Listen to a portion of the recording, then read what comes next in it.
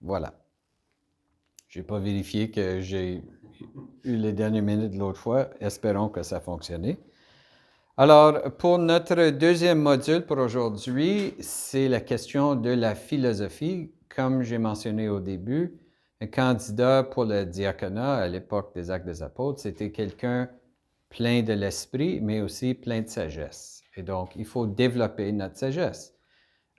C'est possible d'obtenir plus de sagesse, surtout en parlant ou en lisant des gens qui étaient eux aussi pleins de sagesse. Et ça peut nous aider à structurer notre pensée. Alors, comme j'ai mentionné, pour moi, j'ai fait 2 ans de philosophie. C'est obligatoire pour ceux qui veulent obtenir un bac en théo, si c'est un bac catholique, canonique, parce qu'on comprend l'importance de la philosophie pour structurer la pensée théologique et surtout pour éviter de tomber dans des idéologies au lieu de la théologie. Ce que j'aimerais faire pour vous cet après-midi, c'est de présenter dans le sens large les courants philosophiques qui ont le plus informé la structure de la théologie dans l'Église catholique, mais aussi les courants qui sont venus un peu en opposition à ça. Et on peut diviser ça en plusieurs phases. Mais la première chose à comprendre avant d'entrer dans ça sont les divisions de la science qu'on appelle la philosophie. Donc, la première étude philosophique dans l'histoire de l'humanité s'appelait la philosophie de la nature.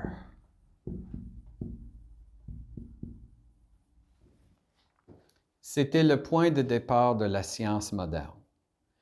C'est que avant ça, quand on regardait les forces de la nature, les explications étaient souvent des explications mythologiques. Pourquoi est-ce qu'il y a des éclairs ou le tonnerre? C'est parce que les dieux sont fâchés, quelque chose comme ça. C'est la première fois qu'avec la philosophie de la nature, on commence à séparer l'étude de la nature, des forces de la nature, de l'approche religieuse. Donc, philosophie de la nature au lieu d'une mythologie de la nature. C'est le point de départ. Mais à un certain moment, les philosophes ont vu que c'était important pas juste d'étudier la nature autour de nous, mais aussi l'intelligence humaine. Parce que quand on se pose des questions sur la nature, bien, il y a quelqu'un qui se pose la question.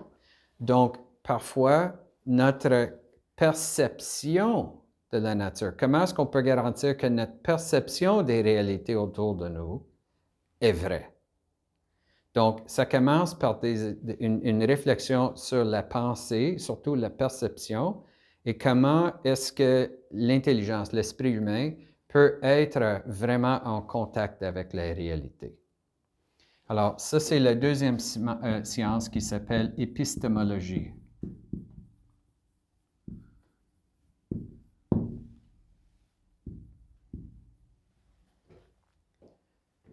Bien sûr, une fois qu'on a une meilleure compréhension de ce qui se passe autour de nous et on a une certaine garantie que notre compréhension est vraie, la prochaine question qui se pose, c'est on fait quoi avec ça? Comment agir? Donc, la science de l'agir, c'est l'éthique.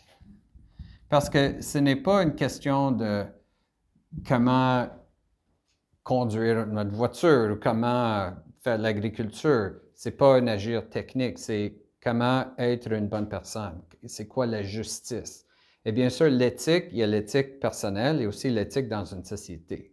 Comment organiser la politique, par exemple, dans une société. Et toute cette transformation a eu lieu parce qu'un philosophe qui se posait des questions sur la vérité, qu'est-ce qui est vrai, a été contesté par des gens qui ont utilisé le pouvoir politique. Ils ont essayé de les silencer, de le faire taire, et il a refusé de le faire. Donc, il y avait une question d'éthique derrière la parole. Et la parole derrière la vérité derrière la perception et la nature, etc. Alors, l'éthique, c'est le troisième. Bien sûr, avec ça, il y a la question de la logique. On peut appeler ça aussi le sens critique, qui est d'une certaine manière lié à l'épistémologie. L'épistémologie, c'est comment est-ce qu'on peut savoir quelque chose est vrai autour de nous, mais logique, c'est comment est-ce qu'on peut garantir qu'on ne tombe pas dans des erreurs. Donc, comment garder l'esprit vraiment focusé sur le vrai au lieu de se laisser entraîner par des manipulations, etc. Ou parfois, on tombe dans des erreurs par nos préférences. C'est possible de se convaincre de quelque chose qui n'est pas vrai. Alors, la logique, c'est une discipline. De toujours avoir ce lien avec la vérité. Vérité, connaissance du monde autour de nous, vérité dans le sens de la logique interne d'un argument. Puis finalement, le cinquième, qui est lié à l'éthique, c'est esthétique.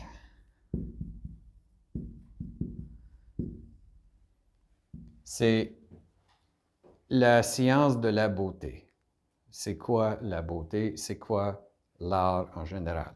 Comme j'ai dit, éthique, c'est un agir, mais créer des œuvres d'art, c'est aussi un agir. Et une forme d'art de l'époque, c'était le rhétorique, comment faire un argument.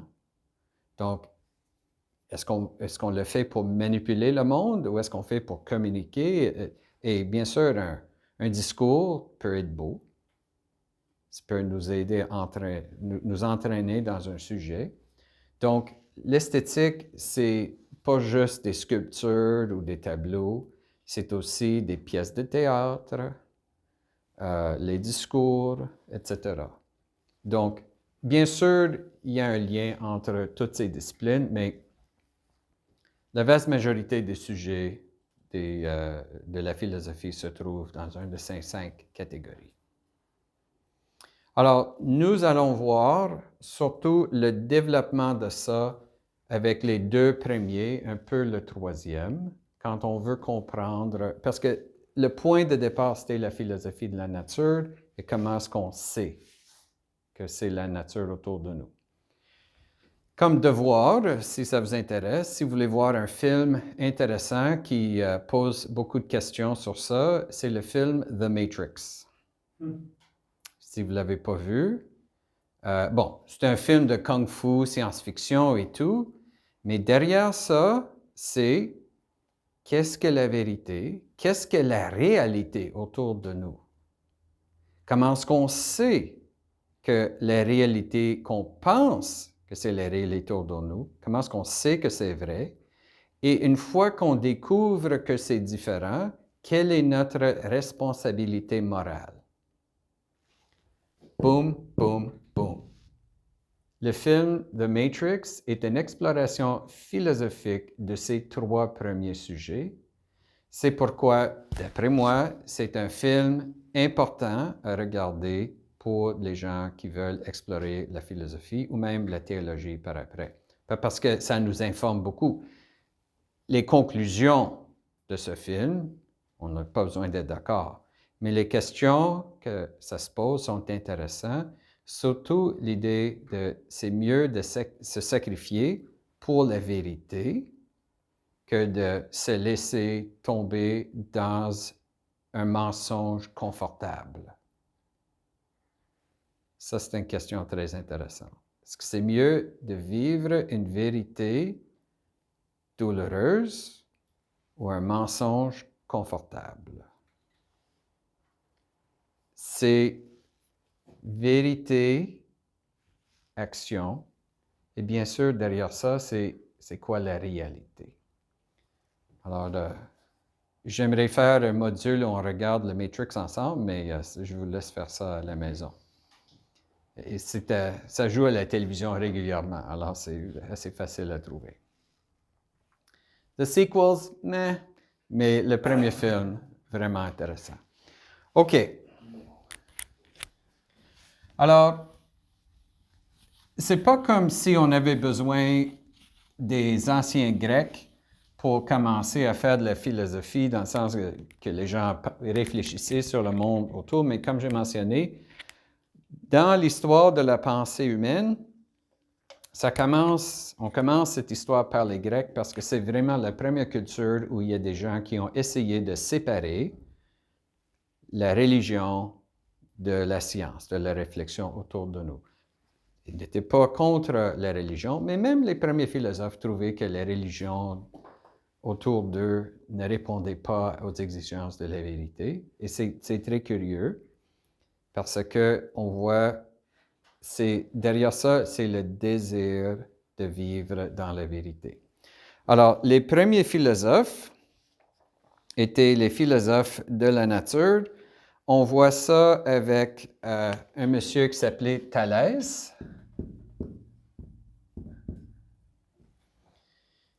Et pour lui, la question fondamentale, c'était, c'est quoi le principe de l'unité de toute chose?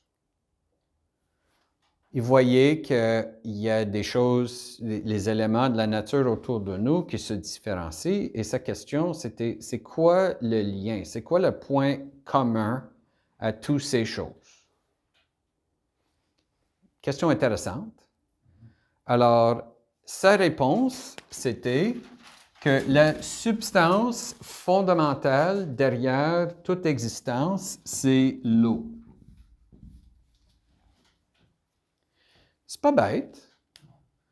On arrose une plante, qu'est-ce qui arrive à la plante? Ça pousse.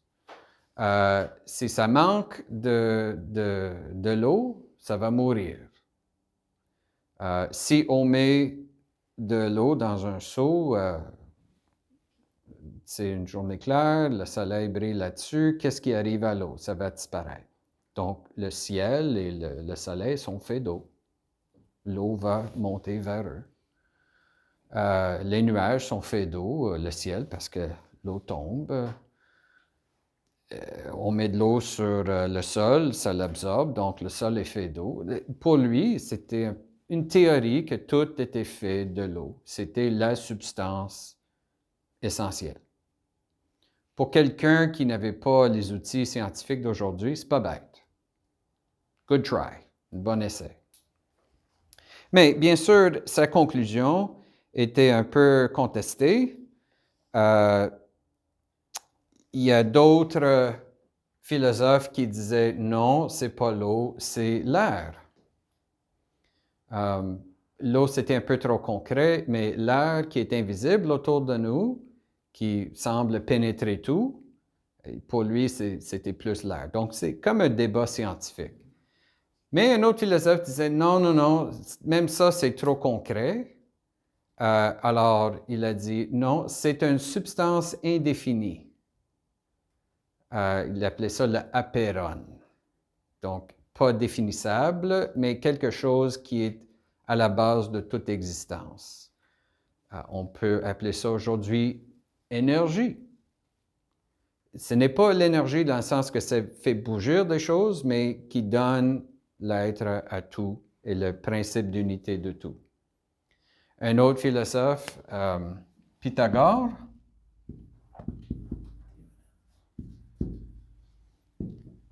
on connaît tous la preuve de Pythagore. Le théorème de... Mais lui pensait que l'unité de tout, c'était les nombres.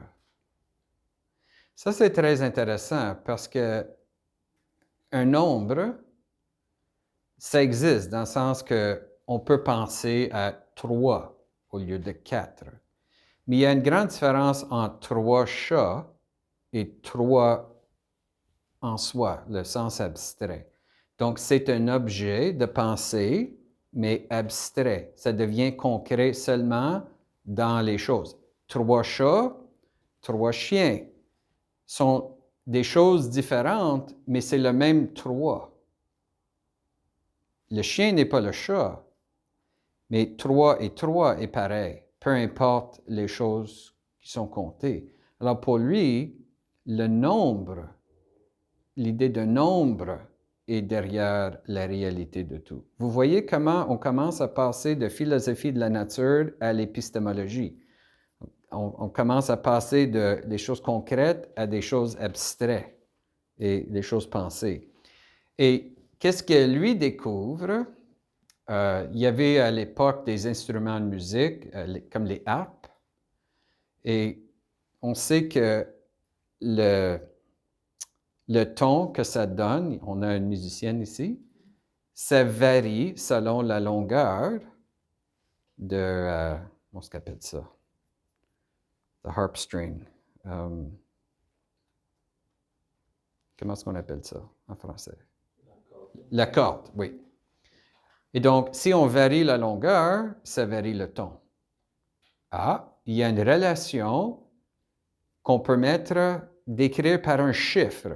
La longueur, c'est un chiffre, mais il y a une relation entre quelque chose quantifiable et la qualité du son. Donc, encore un argument que derrière la vraie réalité, c'est la mathématique.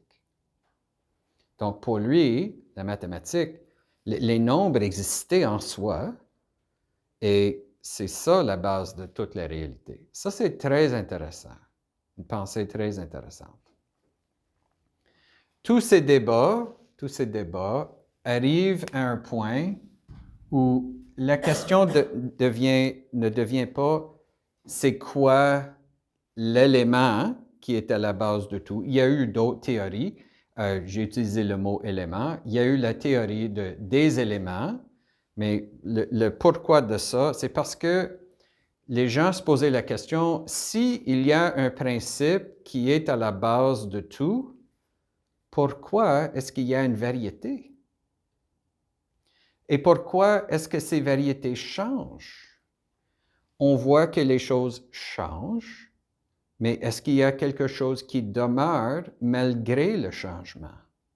S'il y a une substance qui est au fondement de la réalité, est-ce que la substance est imparfaite, donc c'est pourquoi il y a un changement, ou pourquoi dans une substance on peut avoir des changements si la substance même ne change pas?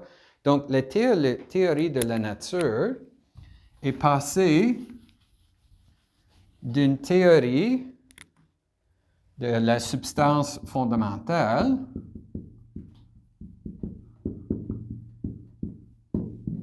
un bon point de départ, l'eau, l'air, le nombre, ça devient, alors, substance fondamentale, eau, air, nombre, ça devient une théorie du changement.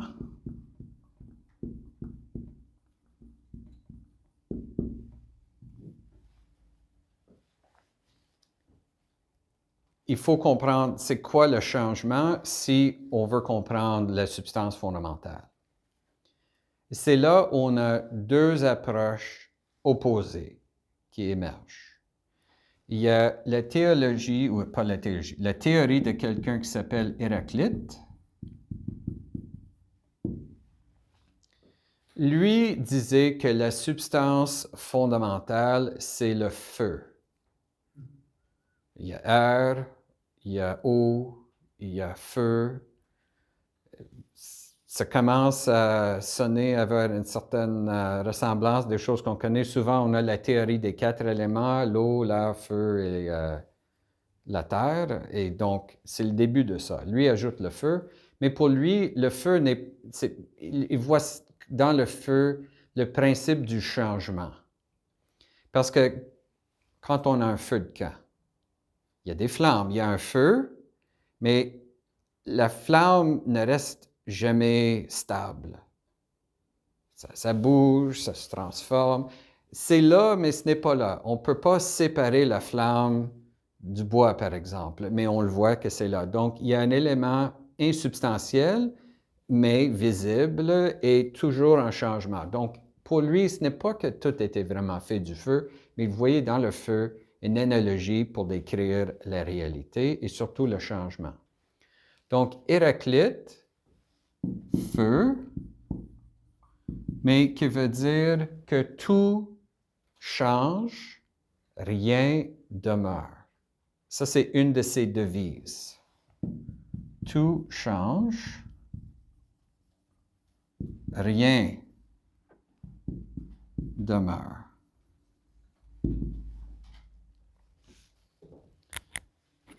Donc, tout est changement. On peut seulement décrire les choses à partir d'une description de comment ils changent.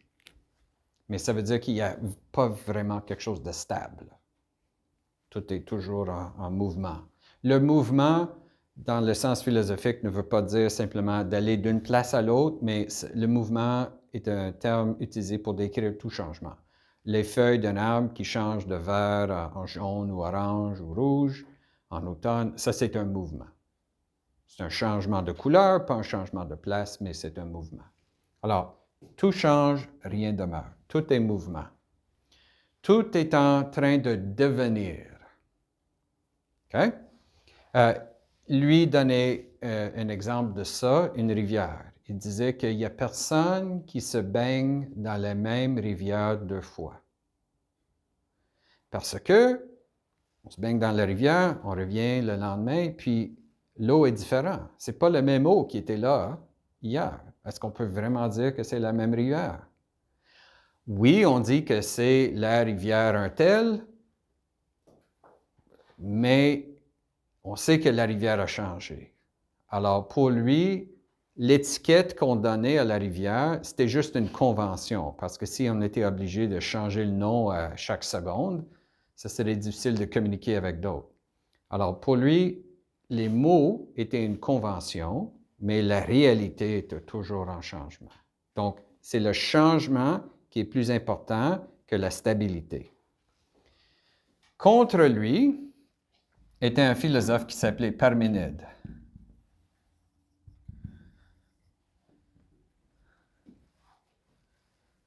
Parménides. Et lui, sa devise était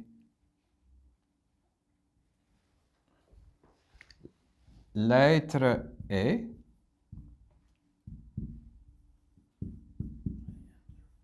le non-être n'est pas.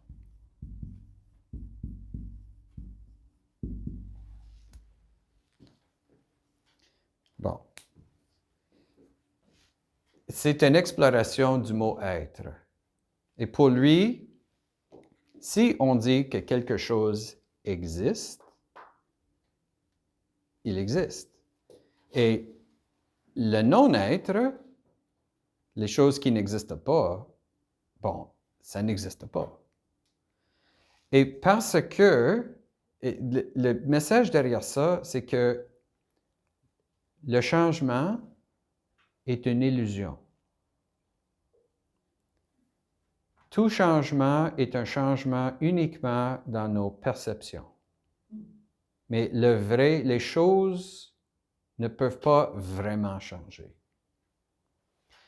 Parce que si on dit que quelque chose devient, ça veut dire il est quelque chose, mais il n'est pas l'autre. N'est-ce pas? Mais si le non-être n'existe pas, on ne peut pas devenir un non-être.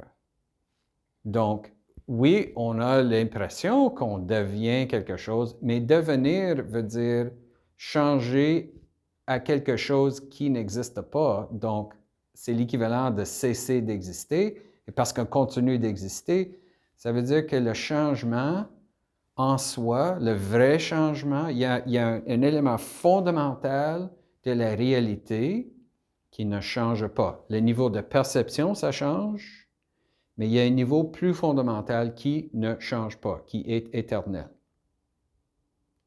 Donc pour lui, l'unité de toute existence, ce n'était pas l'eau, ce n'était pas l'air, ce n'était pas le nombre, mais il y a quand même une ressemblance à ça que je vais expliquer. Ce n'est pas le feu. L'élément essentiel, c'est l'être.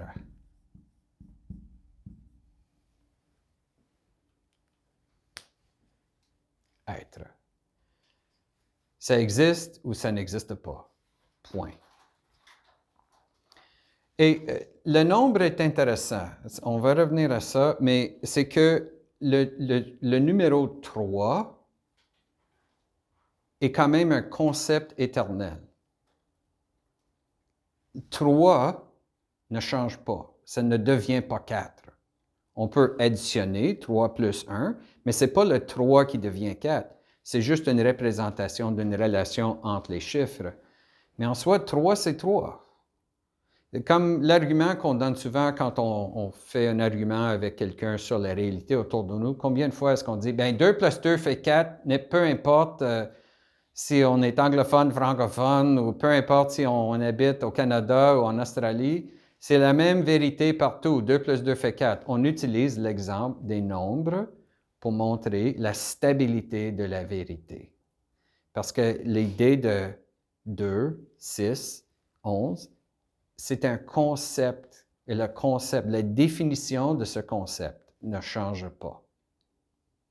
Si on le change, ce n'est plus la chose.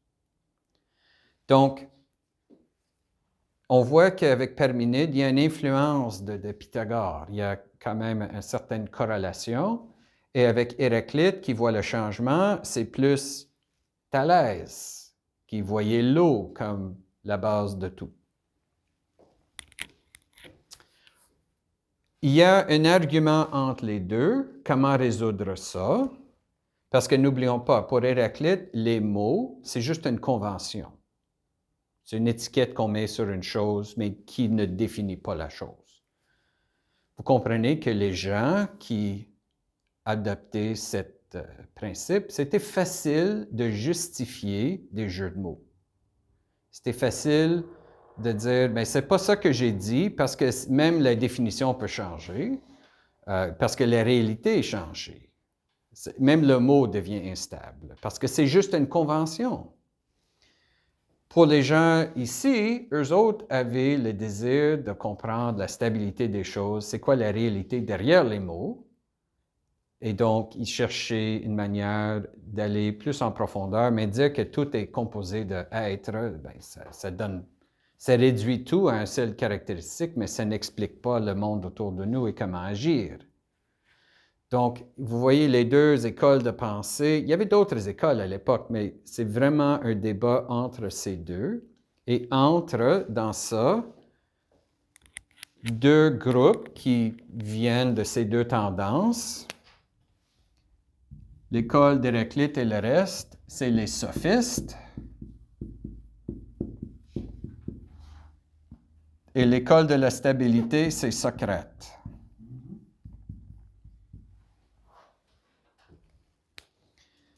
Les sophistes, et les deux étaient des personnes qui engageaient dans les débats. Les sophistes, ils enseignaient la philosophie parce qu'à l'époque, il y avait peu d'écoles, donc les familles riches engageaient des professeurs pour leurs enfants. Les sophistes disaient, nous allons aider votre enfant à avoir du succès dans le monde, puis les apprenez à comprendre les choses, mais aussi, je dirais, à manipuler. Ils étaient prêt à montrer, j'ai mentionné comment le discours, les speeches, la rhétorique, c'est une œuvre d'art, comment argumenter, mais pour gagner. Socrate, lui, il disait non, le but de l'argument, c'est d'arriver à la vérité. Et s'il y a 99 personnes qui disent c'est X, mais moi je pense que c'est Y et j'ai raison, il faut que je sois en mesure de rester avec la vérité. J'ai l'obligation morale de rester avec ma perception de la vérité. Si, bien sûr, je peux le justifier, si, bien sûr, je peux le défendre. Bien sûr, lui a été martyrisé et tué. Les premiers chrétiens voyaient en Socrate l'exemple d'un martyr pour la vérité. Pas pour Jésus, mais un martyr pour la vérité. Mais lui avait un disciple qui est parmi les philosophes les plus connus dans l'histoire. Est-ce qu'on connaît son nom? Non, non, non. Lui est venu des siècles plus tard. Plus tard? Socrate, c'est Platon. Alors, Socrate n'a rien écrit à la connaissance, mais son disciple Platon, super important dans l'histoire de la philosophie. Platon avait un disciple qui n'était pas totalement d'accord avec lui, Aristote. Son disciple, c'est Aristote.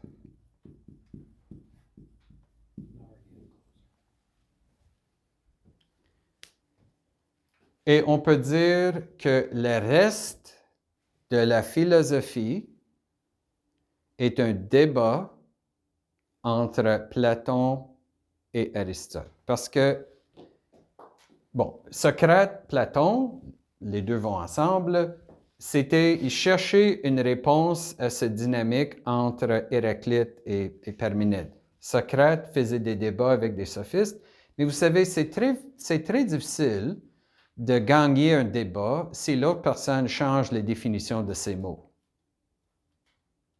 Habituellement, dans un débat, on s'assoit avec l'autre, puis la première chose, OK, quand vous dites X, vous voulez dire quoi? Et si l'autre refuse de donner une définition, on sait que c'est impossible d'avoir un argument. Ça devient un jeu de pouvoir, un jeu de manipulation. Ce n'est pas un vrai débat pour chercher la vérité. Donc, il y a eu leur débat, mais Platon arrive et dit, comment est-ce qu'on peut résoudre la question du changement, parce qu'on voit le changement, c'est autour de nous, les choses changent, mais il y a aussi des choses qui demeurent. Alors, comment est-ce qu'on peut résoudre cette tension? Lui propose quelque chose et son disciple Aristote dit, c'est bon, mais je veux l'ajuster.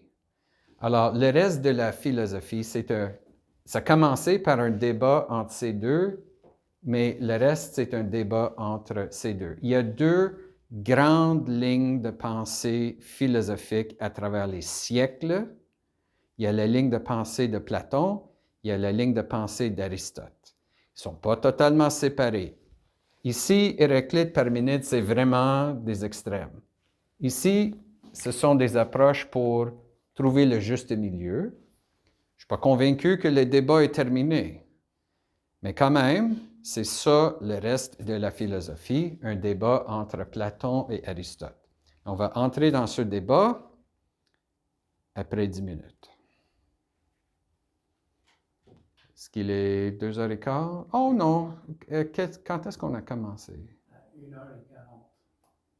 Oh, ça fait juste une demi-heure. OK, on va continuer. What am I talking about?